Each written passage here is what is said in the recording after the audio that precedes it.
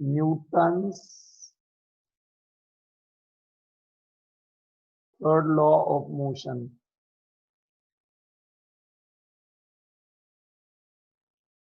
Newton's third law of motion. UV action and reactions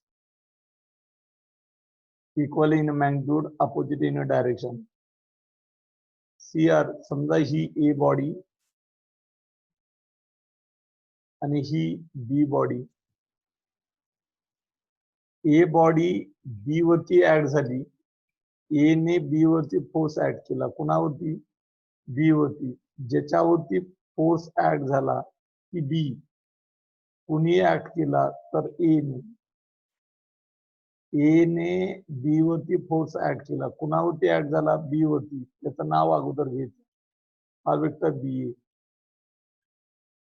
ज्यावेळेस ही body बी वरती force add करते त्यावेळेस बी देखील ए वरती फोर्स ऍक्ट तो अपोजिट डायरेक्शनला. Force acting on A by B.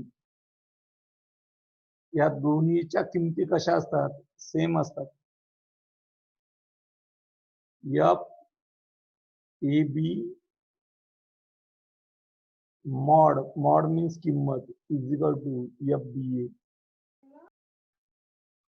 मग ए ने 10 न्यूटन फोर्स बी वरती ऍक्ट केला तर बी देखील 10 न्यूटन फोर्स अपोजिट डायरेक्शनला ऍक्ट केला.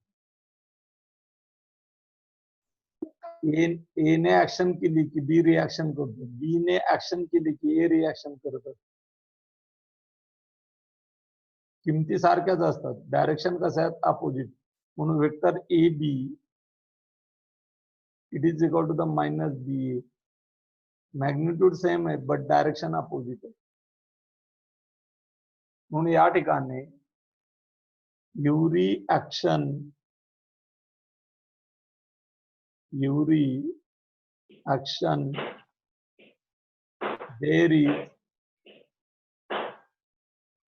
there is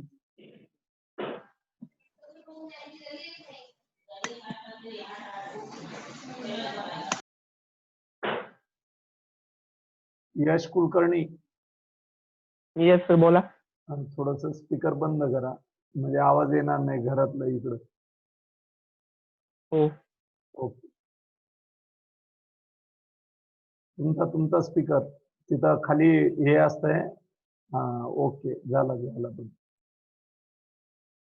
Yuri action there is always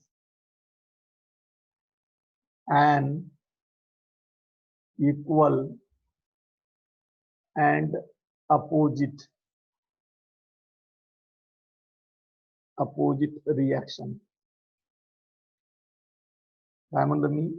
Every action there is always an equal and opposite reaction.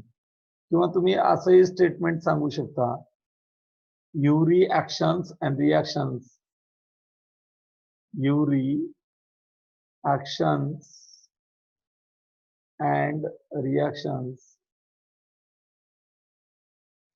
reactions are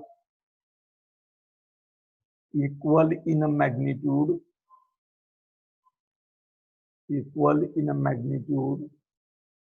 but opposite in a direction.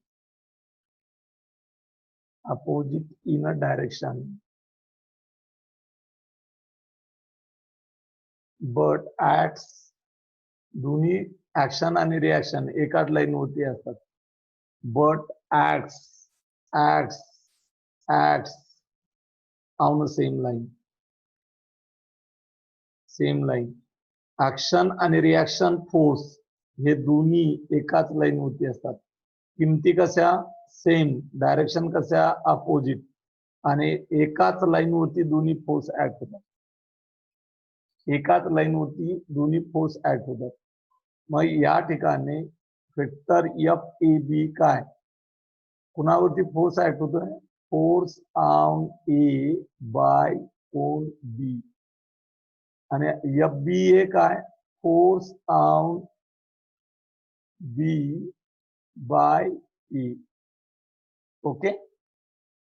Every actions and reactions are equal in a magnitude but opposite in a direction. Every actions and reactions are equal in a magnitude but opposite in a direction but acts on same line. त्यामुळे या ठिकाणी single force, काय म्हणलं मी, single force नसतो. Single force is not exist. Not exist. Action झाली की reaction होतच असते, त्यामुळं दोन फोर्स असतातच. Single force is not exist. Okay. मग न्यूटनच्या थर्ड लॉ मध्ये पेयर ऍक्ट होती. पेयर जोडी असते. ऍक्शनल फोर्स एक आणि रिॲक्शनल फोर्स एक. द फोर्सेस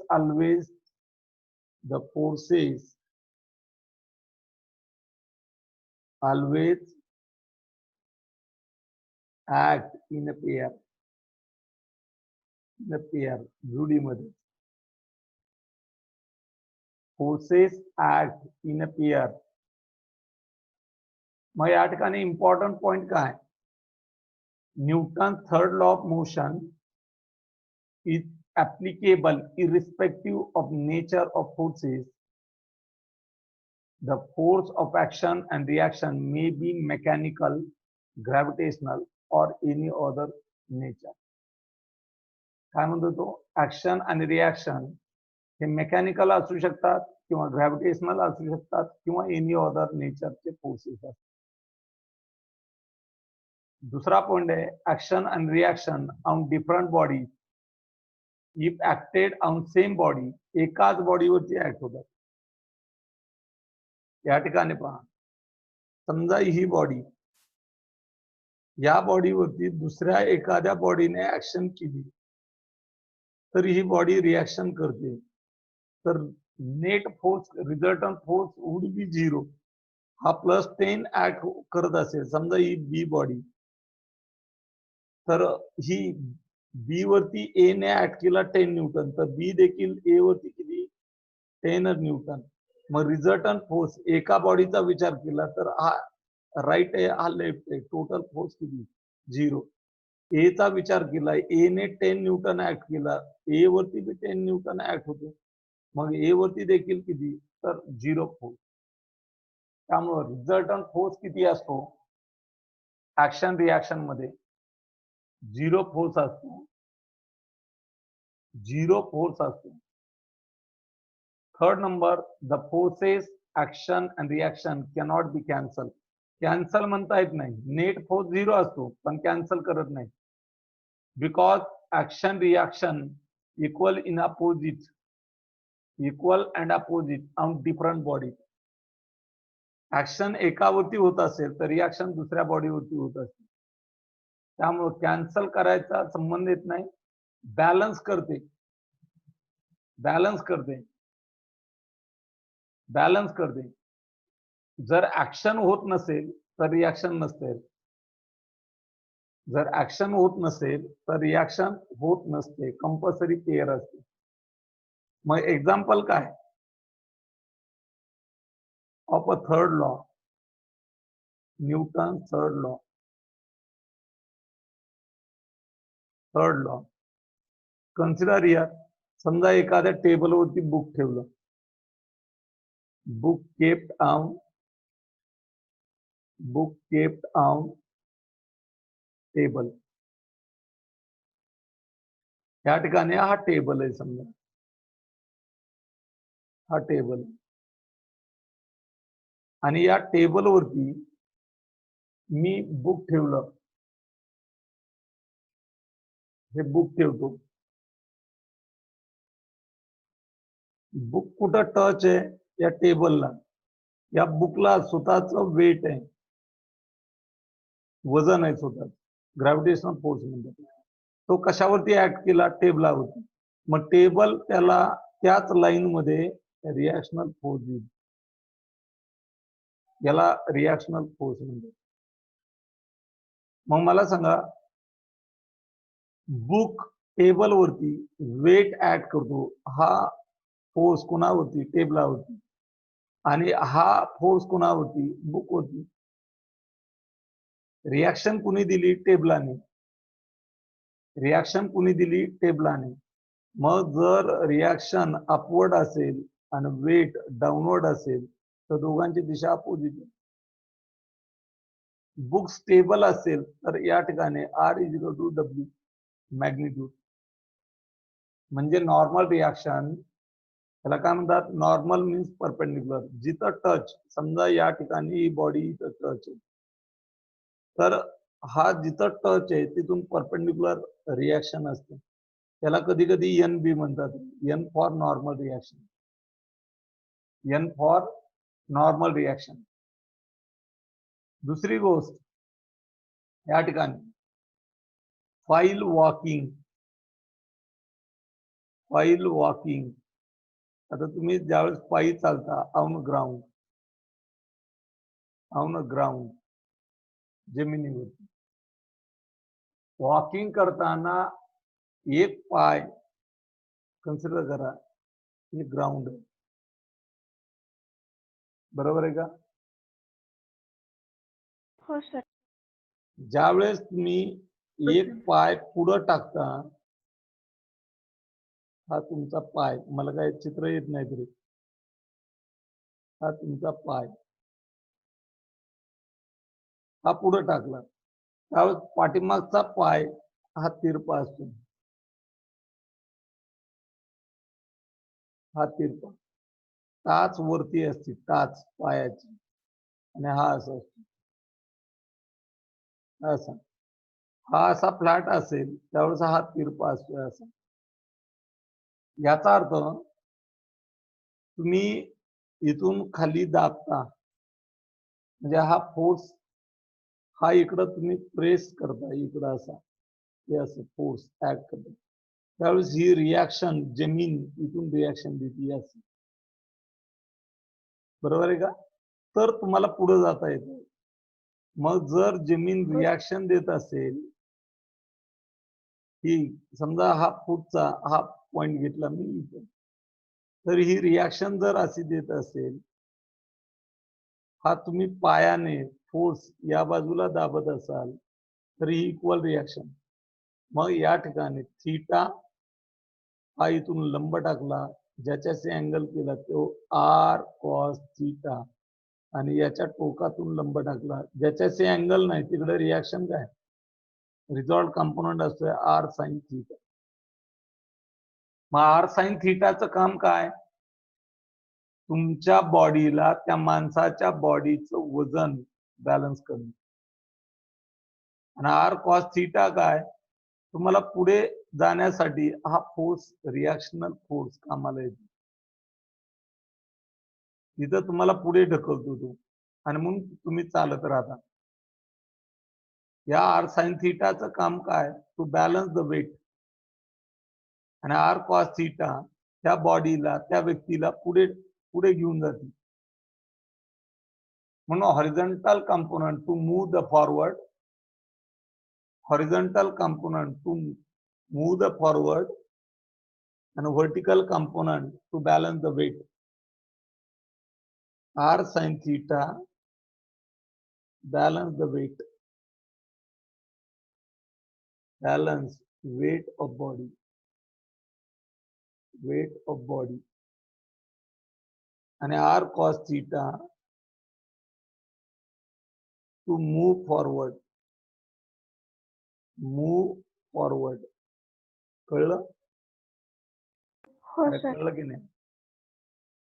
मग फक्त बुक वरती पहा, बुक वरती किती फोर्स ऍक्ट होतात? दोन, एक रिॲक्शन आणि एक वेट. पेयर आहे, पेयर. ऍक्च्युअल टेबलावरती किती फोर्स? एक वेट पुस्तकाचा, आणि टेबल पुस्तकावरती किती रिॲक्शन. सेपरेट बुक पाहिलं तर बाण दिसतात बुकवरती, एक अपवर्ड एक डाऊनवर्ड. म्हणजे मी तुम्हाला जो पॉइंट सांगितला की न्यूटनच्या थर्ड लॉ मध्ये एकटा फोर्स कधीच नसतो, एकटा फोर्स कधीच नसतो, त्या ठिकाणी पेरिंग असते. Action reaction. ऍक्शन रिॲक्शनचं पेरिंग असतं. आता या ठिकाणी पहा, आपण एक पॉइंट म्हणलं होतं. काय म्हणलं होतं? Second law is real law. काय म्हणलं होतं? Second law is real law of motion. का म्हणलं होतं रे? कारण सेकंड लॉ ओबे कोण? फर्स्ट लॉ, न्यूटनचा फर्स्ट लॉ आणि थर्ड लॉ, दोन्ही लॉला ओबे करतो. कोण? Second law. म्हणून त्याला काय म्हणतो? रियल लॉ म्हणतो. Real law. ओके. मग फर्स्ट लॉ ओबे, first law contained, first law contained second law, first law contained second law. काय? सेकंड लॉ काय? MA. जर F इक्वल टू 0, तर मास तर कोणत्याच बॉडीचं 0 नसतंय. याचा अर्थ F 0, याचा अर्थ या दोघांचा प्रोडक्ट 0. मास 0 नसतं, याचा अर्थ काय 0 असलं पाहिजे? A 0 असला पाहिजे. A 0 म्हणजे ऍक्सलरेशन 0. ऍक्सलरेशन 0 याचा अर्थ एक तर velocity, no change the velocity, no change the velocity, no change the velocity याचा अर्थ एक तर बॉडी रेस्टला असली पाहिजे किंवा युनिफॉर्म मोशन असली पाहिजे. युनिफॉर्म मोशन मध्ये राहायला पाहिजे. जोपर्यंत एक्सटर्नल फोर्स ऍक्ट होत नाही, जोपर्यंत फोर्स ऍक्ट होत नाही, तोपर्यंत ज्या अवस्थेमध्ये आहे त्याच अवस्थेत राहते. If it is continuous in a race, तर ती रेसमध्येच राहते, किंवा कंटिन्युअस इन युनिफॉर्म मोशन, ती कंटिन्युअस युनिफॉर्म मोशन मध्ये राहते until there is no unbalance of force act upon it. याचा earth it is the first law. हा कोणता आहे? First law. हा फर्स्ट लॉ उभे केला, प्रूव्ह केला मी. कशावरून? सेकंड लॉ घेऊन. हा सेकंड लॉ आहे. आणि म्हणून सेकंड लॉला रियल लॉ म्हणतात. दुसरी गोष्ट, third law contain, third law contained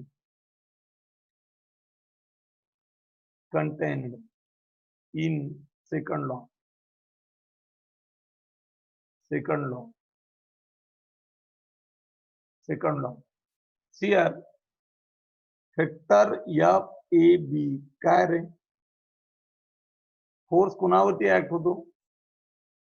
act A, body A कोण? By B. समजा ही A असेल आणि ही B असेल. A ने B ला ढकललं तर B इकडे जाईल ना. मग A ने B वरती फोर्स ऍक्ट केला. कुणावरती? B वरती. कुणी? A ने. या दिशेत जाईल. त्यावेळेस B देखील पुश करते, बॅक साईडला ढकलते. म्हणजे force acting on A by B ही रिॲक्शन आहे B ची. तुम्ही पिक्चरच्या लाईनला उभा राहिलात का तिकिटाला कधी? हो सर. बरोबर आहे. लाईनला उभा राहिलात, फर्स्ट शो असेल, मागच्याने पुढच्याला ढकललं की पुढचा माग रेल होतो. बरोबर आहे का? गर्दीमध्ये हो सर. मागच्याने पुढच्याला ढकललं की पुढचा काय करतो? माग रेलतो. म्हणजे मागच्याने पुढे ढकललं म्हणजे त्याने फोर्स ऍक्ट केला, तर पुढचा रिॲक्शन देतो पाठीमागे ढकलून. किंवा पुढचा माग रेलत असेल तर आपण त्याला पुढे ढकलतो. मग पुढचा माग रेलतो म्हणजे फोर्स ऍक्ट करतो, तुम्ही पुढे ढकलता म्हणजे रिॲक्शन आहे. लक्षात आलं? मग बाय न्यूटन सेकंड लॉ काय रे? F is equal to FAB. Force कोणावरती ऍक्ट झाला? हा फोर्स कोणावरती ऍक्ट झाला? ए बी नाही, दोन बॉडी सेपरेट आहेत. फोर्स कोणत्या बॉडीवरती ऍक्ट होतोय? हा ए वरती. कोण ऍक्ट करतो? B. Force acting on A by B. मग जर या ए वरती बी ने फोर्स ऍक्ट केला तर कुणाच्या मोमेंटम मध्ये चेंज होईल? ए च्या. मग हा फोर्स कोणता आहे? एफ कोणावरती ऍक्ट होतो? ए. कोण ऍक्ट करतो? बी. हा फोर्स ए वरती ऍक्ट होतोय, कोण ऍक्ट करतो? बी. कुणाच्या मोमेंटम मध्ये चेंज होईल? ए च्या. लक्षात आलं? मग by Newton second law D P suffix A by D T. Okay? अरे ओके का? ओके. हो सर. हो sir. Force acting on B by A. समजा ही बी बॉडी, हिच्यावरती फोर्स ऍक्ट झाला तर हिच्या बीच्याच मोमेंटम मध्ये चेंज होईल ना. मग हा फोर्स कोणावरती ऍक्ट झाला? बी. कोण ऍक्ट करत आहे? ए. या एक्झाम्पल नुसार तर F B A is equal to D P suffix B by D T. त्यासाठी इक्वेशन नंबर 2. आपण काय करू? समजा मी एक बॉडी घेतो, समजा ही बी बॉडी. बी वरती ऍक्ट झालेला फोर्स ए ने या दिशेचे पुढे आणि बी ए वरती ऍक्ट करतो ए बी. मग बी चा विचार करा. बी वरती किती पेअरिंग? 2. 1 आणि 2. दोघांच्या किमती कशा असतात? सारख्या. डायरेक्शन कशा? अपोजिट. एकाच लाईन वरती. मग they cancel to each other. Net force किती रे? 0. बरोबर आहे का? नेट फोर्स किती? 0. मग या ठिकाणी पहा, आपण या दोन्ही फोर्सचा बेरीज करू. Adding 1 and 2. 1 and 2. F A B plus F B A is equal to D P A by D T plus D by D T of P बी.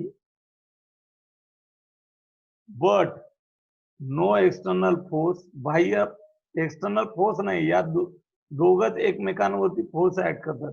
बाहेरून फोर्स नाही लावला आपण. No external force.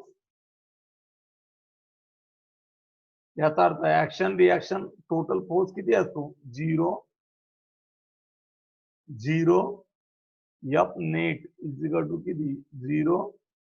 मग या दोघांची बेरीज 0 घेतली.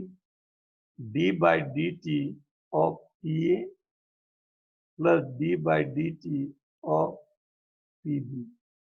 एक मॅथचा फॉर्म्युला सांगतो तुम्हाला. यू प्लस व्ही चा derivative D by D X काय असतो? Is equal to D U by D X plus D V by D X. मग तुम्हाला असं आलं असेल तर असं लिहिता येतं ना, असं असेल तर असं लिहिता येतं.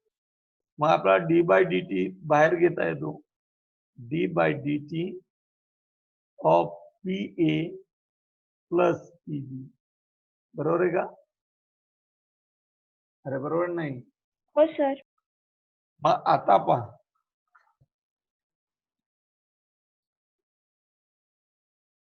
दोन गोष्टी कळल्या आपल्याला.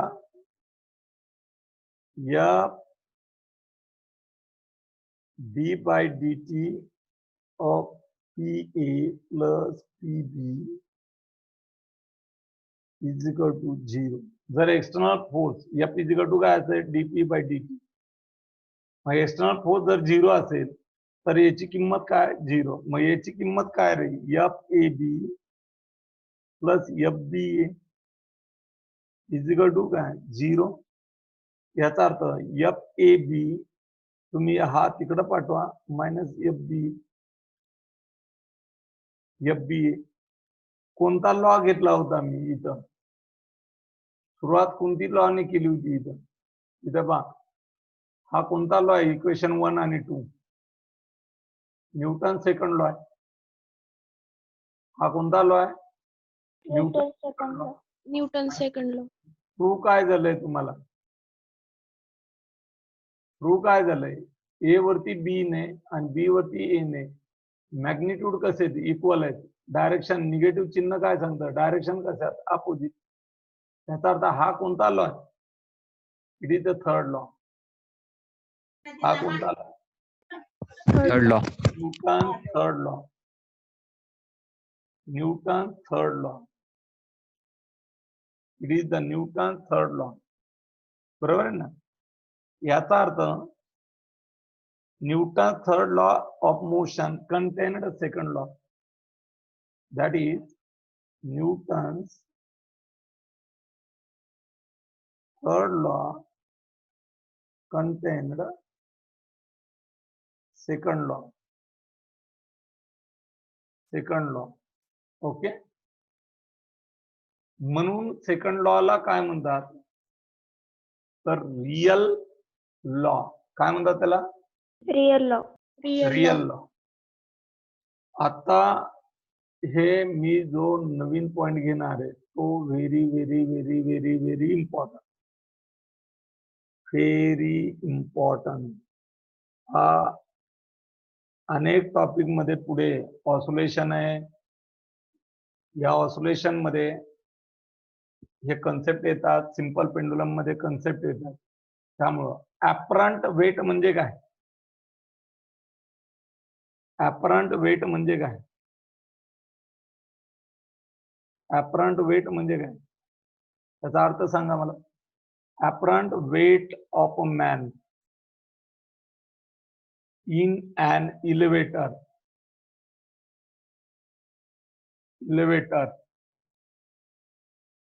or lift.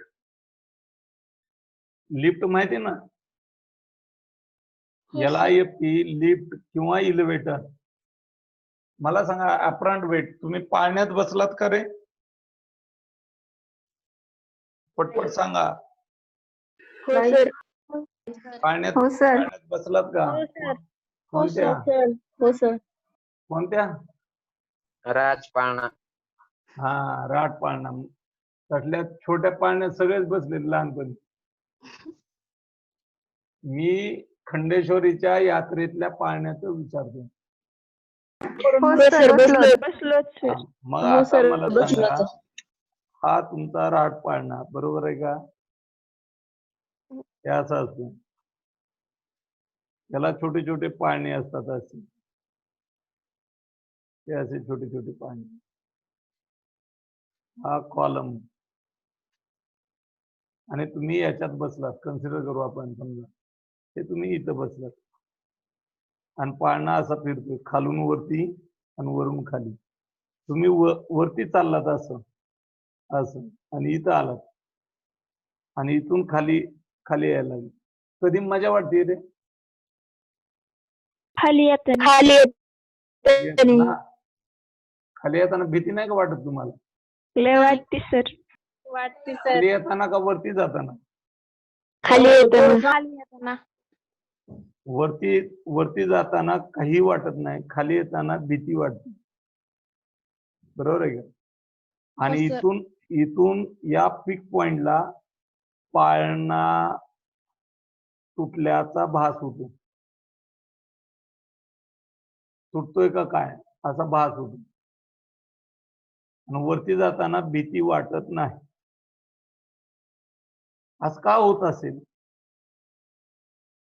Gravity sir. खाली येताना तुम्हाला भीती वाटते म्हणजे उडून पडतो काय वाटतं, आपलं वजन कमी झाल्याचा भास होतो, आणि वरती जाताना वजन वाढल्याचा भास होतो. किंवा भीती वाटत नाही याचा अर्थ वजन तुम्ही सपोर्ट भेटतो, पण खाली येताना वाटतं आपण पडतो काय, उडतो काय कागदाच्या तुकड्यासारखे. आणि पीक पॉइंट वरून पाळणा ज्यावेळेस पास होतो त्यावेळेस पाळणा तुटतो काय असं बाहेर पुढच्या बाजूला फेकलं जातं आपल्याला. तर हे खाली येताना आणि वरती जाताना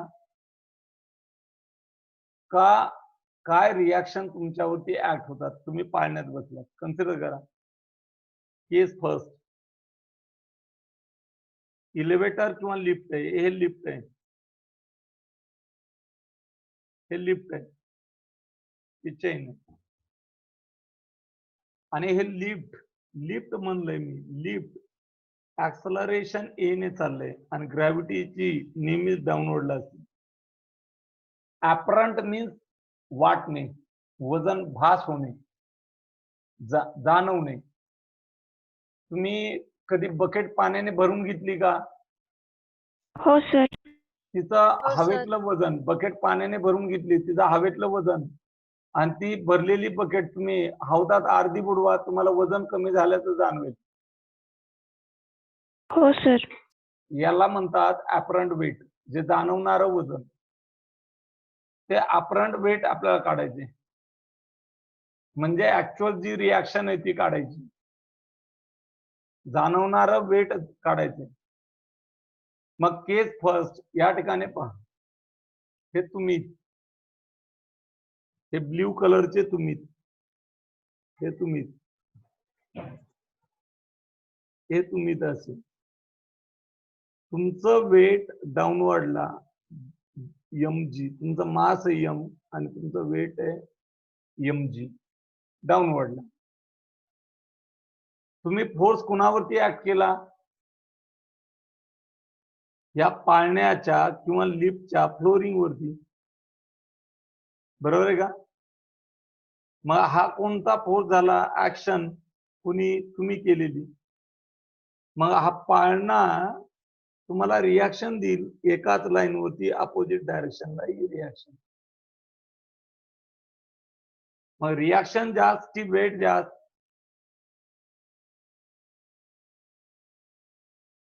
रिॲक्शन जास्त की वेट जास्त? त्याला बोला लवकर. Reaction weight. वेट जास्त म्हणलं खाली जायला पाहिजे.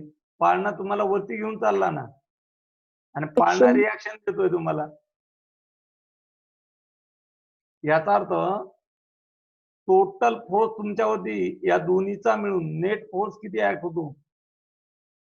ma, mass into acceleration, ma हा फोर्स आहे, हा नेट फोर्स आहे. नेट काय? दोन्हीचा मिळून. मग याच्यात r ग्रेटर दॅन mg असला पाहिजे, कारण हा नेट फोर्स कुठे आहे? ऍक्सलरेशनच्या दिशेत. ऍक्सलरेशन कुठे आहे? वरती. म्हणजे तुम्ही कुठे जाणार? पाळणा चालला वरती, तुम्ही खाली जात असता का? हुशार. पाळणावरती चाललात, पाळण्यात तुम्ही बसलात, असं होतं का? बसमध्ये बसलात, बस चालली औरंगाबादला आणि तुम्ही चालले उस्मानाबादला. हुशार. काय म्हणतोय, कळतंय का? हो सर. काय कळतंय? तुम्ही बसमध्ये बसलात, तुमची ज्या बसमध्ये बसलात ती बस चालली औरंगाबादला आणि बसमध्ये तुम्ही बसल्यावर तुम्ही चालले उस्मानाबादला, असं होतं काय? नाही सर. नाही. कुठे जाणार तुम्ही? औरंगाबादला. लिफ्ट मध्ये बसलात, इथं तुम्ही लिफ्ट चाललंय वरती ए ऍक्सलरेशनने, तुम्ही कुठे जाणार? वरती. किती ऍक्सलरेशनने? ए. मग तुमच्यावरती नेट फोर्स एवढा ऍक्ट होतो. मग हा फोर्स, नेट फोर्स, समजा हा 100 न्यूटन असेल, हे तुमचं वेट 40 न्यूटन असेल, तर तुम्ही किती न्यूटनने वरती चाललात? 60. हा 60 न्यूटन नेट फोर्स आहे. मग मला सांगा, F net is equal to, कोण ग्रेटर आहे? आर. डायरेक्शन कशात? अपोजिट. मग आर मायनस mg, बरोबर आहे ना? R minus mg. F net बरोबर ma is equal to R minus mg. हा mg तिकडे घ्या, mg plus ma, R is equal to m बाहेर, g प्लस e, आणि it is the reaction. Reactional force म्हणजे तुम्हाला जाणवणारा फोर्स,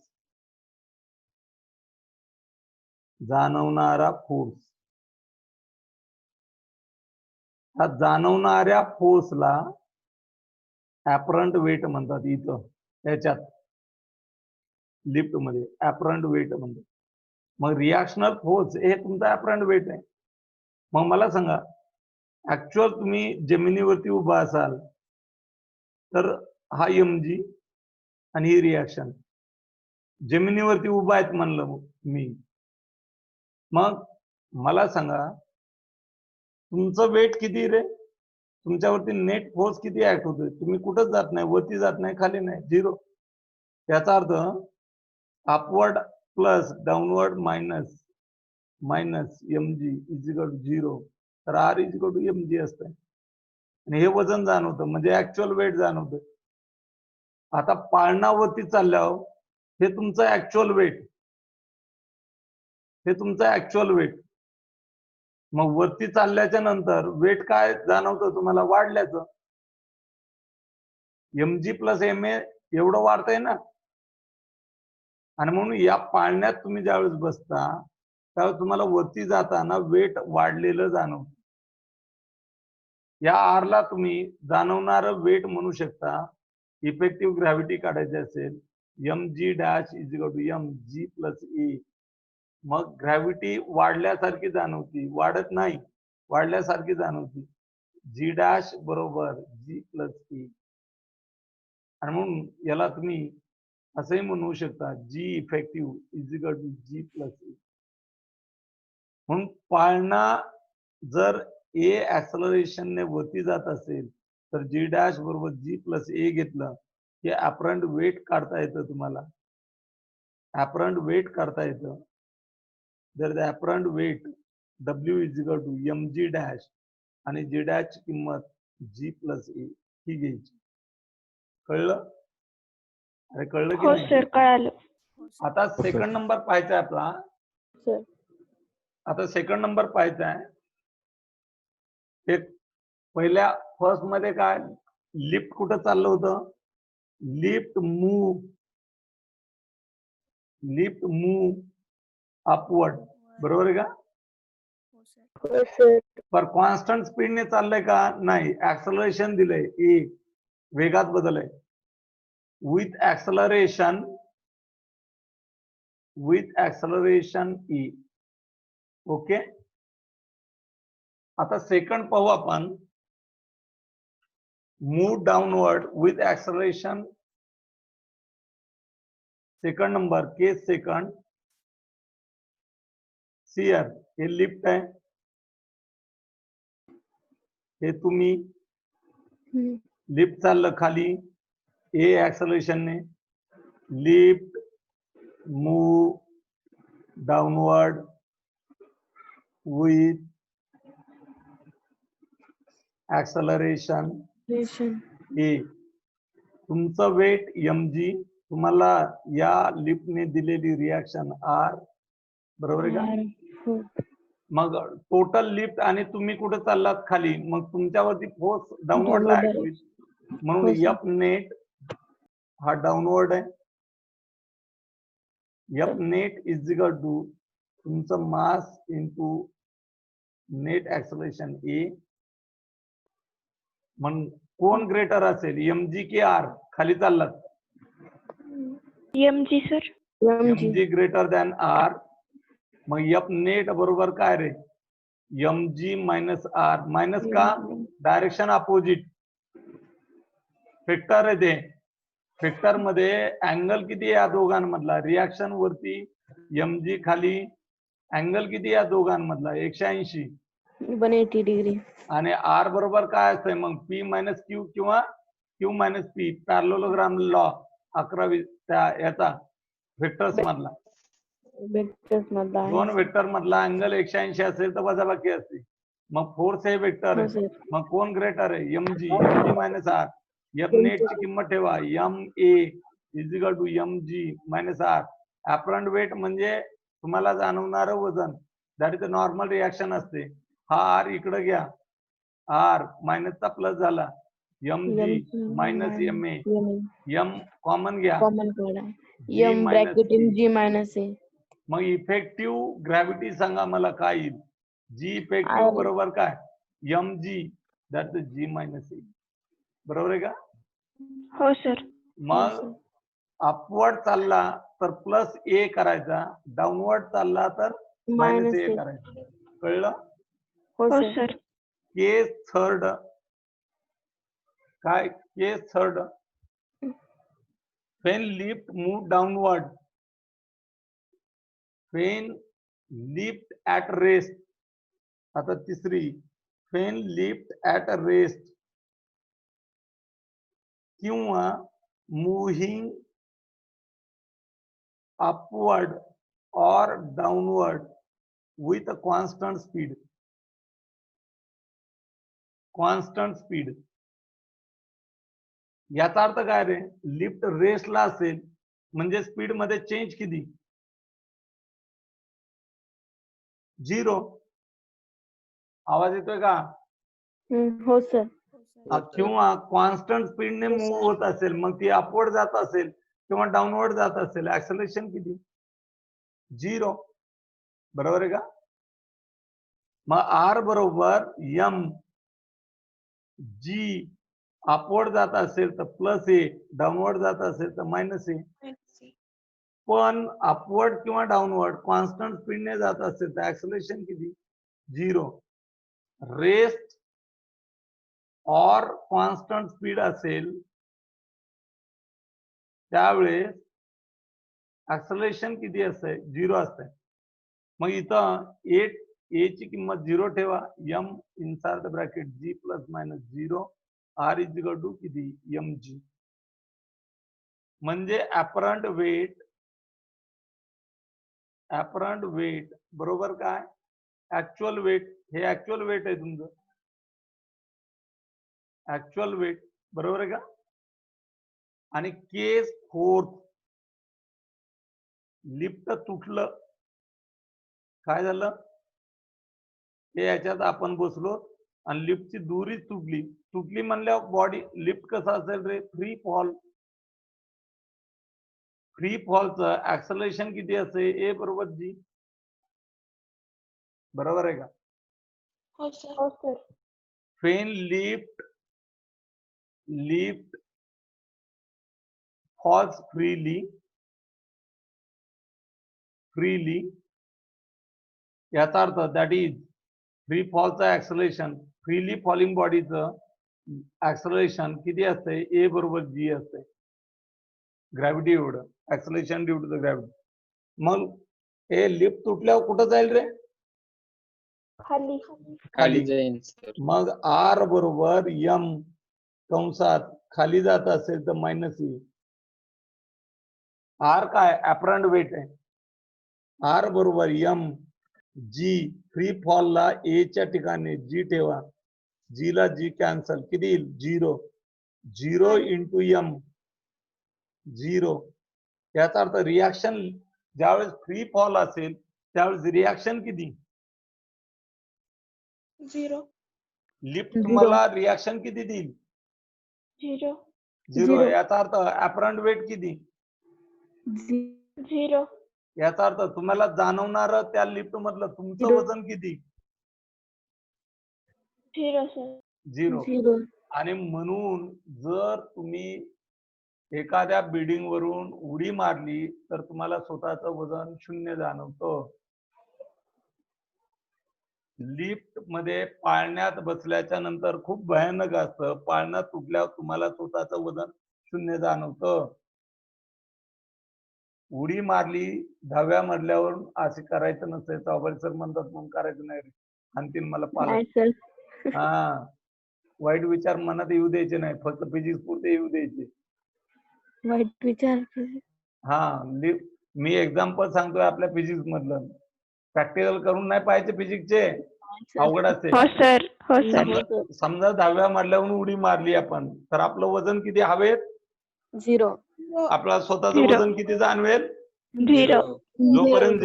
जोपर्यंत जमिनीवरती आदळत नाही तोपर्यंत ऍक्शन किती? रिॲक्शन 0. 0. आणि जर रिॲक्शन 0 याचा अर्थ ऍपरंट वेट 0. आणि म्हणून या ठिकाणी apparent weight of a man किती? बिकम्स 0. मग आता सांगा 0. आपण या ठिकाणी किती केस पाहिल्या 4 बरोबर आहे का हो सर मॅथचा पिरियड सुरू झालेला आहे इथे थांबू आपण चालतंय का हो सर हो ओके सर या चारही केस वाचून यायच्या व्यवस्थित हो, न्यूटन थर्ड लॉ वाचायचा रे हो, sir.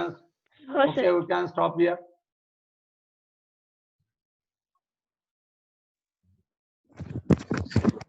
सर PDF पाठवा हो पाठवतो सगळं पाठवतो मी